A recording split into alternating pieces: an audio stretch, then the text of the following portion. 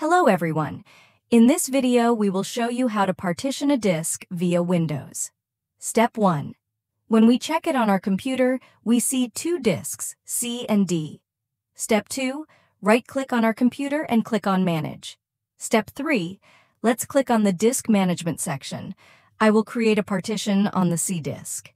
If your disk is a single piece or has different partitions, follow the steps in the video on that disk. Step 4. Let's right-click on the disk, click on Shrink Volume, right-click on the disk again, and click on Volume with a new sim. Let's click Next in the window that appears. Step 5. You can assign a different name to your disk. I will continue with Q. Step 6. After clicking Next twice, we click on the Finish button to finish the process. Step 7. Finally, let's check if it happened.